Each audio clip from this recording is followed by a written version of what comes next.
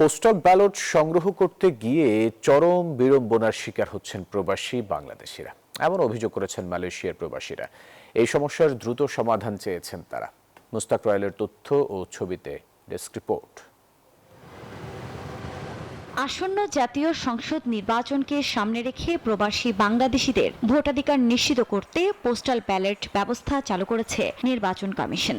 Bashundhara public school and college 2026 শিক্ষাবর্ষে ভর্তি চলছে। তবে বাস্তব চিত্র বলছে এই ব্যবস্থাপনার বাস্তবায়নে দেখা দিয়েছে নানা জটিলতা। ব্যালট সংগ্রহ দেরিতে পৌঁছানোর মতো নানা অভিযোগ করছেন অনেক প্রবাসী ভোটার। বিশেষ করে মালয়েশিয়ায় পোস্টাল ব্যালট বিতরণ ও ব্যবস্থাপনা নিয়ে গুরুতর অভিযোগ উঠেছে।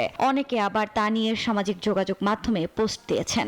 কার ব্যালট কে কালেক্ট করতেছে তারা কোনো ফটো আইডি ভেরিফাই করতেছে না, আপনাকে শুধু পাসপোর্ট নাম্বার আর নাম লিখেই কালেক্ট করতে দিচ্ছে। সো একজন যদি আরেকজনের ট্র্যাকিং নাম্বারটা জানে, গিয়ে অনায়াসেই কিন্তু আরেকজনের ব্যালটটা কালেক্ট করতে পারতেছে।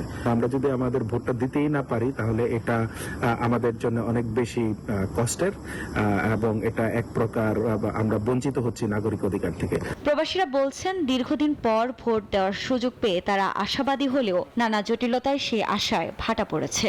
অনেক পোস্টাল ভোট নিয়ে আসার কারণে অনেককেই ফোন দেয় না, ফোন না দিয়ে ওইটা আবার রিটার্ন পোস্ট অফিসে চলে যাচ্ছে।